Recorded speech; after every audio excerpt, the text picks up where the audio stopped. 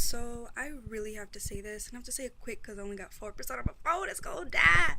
But um, okay. So in honor of Pride Month, right? I don't think I've ever officially came out. I just kind of, if you don't ask, I won't tell because it's none of your fucking business, bitch.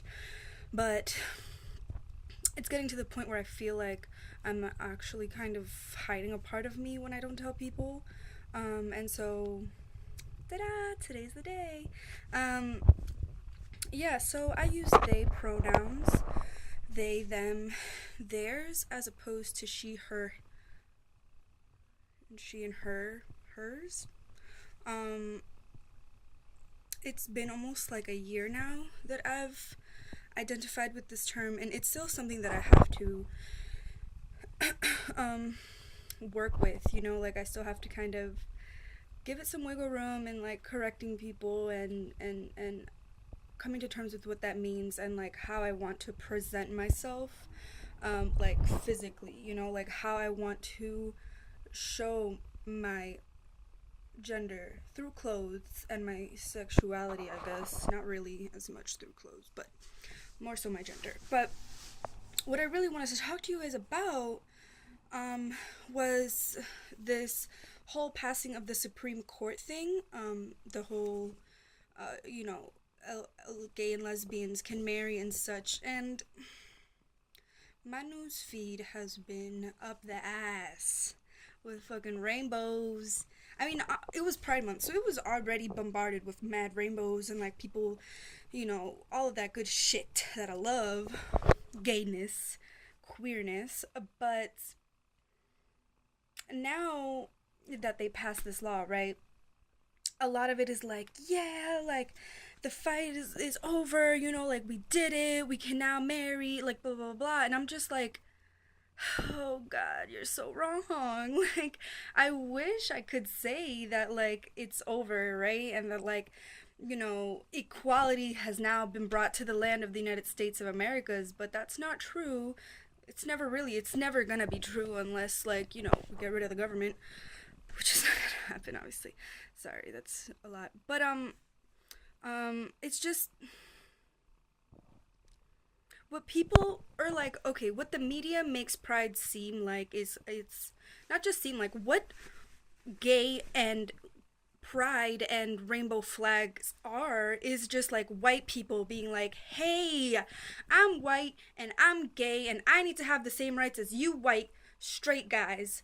And that's what it is. Like, that's all it is. Because even though people of color are like the people that are really the backbone to these fights, because they're like, fuck, I need something, like they might as well try to like say something, and like fight for it, because like they are already getting fucked because they're people of color. Does that make sense? But so with this whole passing of this legislator, I'm not saying like people of color are not going to be able to get married. Like, they definitely are. But if people are thinking that because this was passed, people of color are not going to be prosecuted still, that's not true. Trans women of color are going to continue to be murdered, continue to be beaten, and they're gonna get no press. They're not gonna, like, I think it's been something like almost 100 or 150 like trans women have died this year. I don't know the number exactly, I'm probably off, but still, like, have you heard on the news or on the radio one story of these poor trans women who are getting murdered because of their sexuality and their gender orientation? Like, of course you're not gonna hear it, because the fucking why, like, okay, let me just it's just frustrating, because I'm tired of people thinking that everything is fine now because white men can marry white men and white women can marry white women. um and it's so much more than that. The problem is so much more than that. The problem is really, it's the whole country.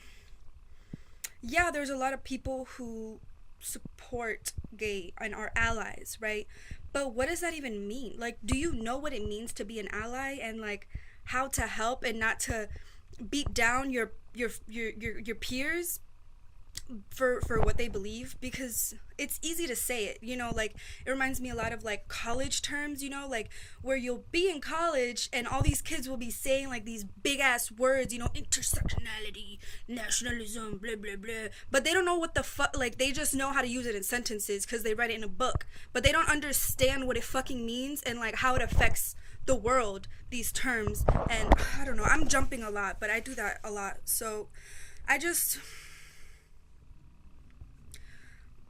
also, the United States was not even like the first group of people to come to this realization. Indigenous peoples were the fucking first people in the United States to come to this real, before it was called the disgusting name United States of America.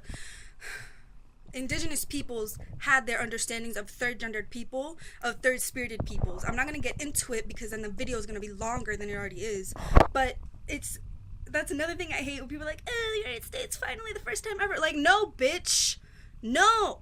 No. Fucking read a book that wasn't written by fucking KFC guy and you'll know something about this country before it was fucking invaded. I'm done because I'm getting angry and I don't like to be angry. Okay. I'm gonna end with a smile because it is a good day. Okay, cool. I can marry a partner if I want to and like have rights with her and whatever, you know? But it's not it's not over. The fight is never over. Especially for people of color. We're always going to be prosecuted because, you know, we got one of these like glued to our forehead to white people, like, and it's the color of our skin, you know. But alright, I'm gonna leave you with that. Bye.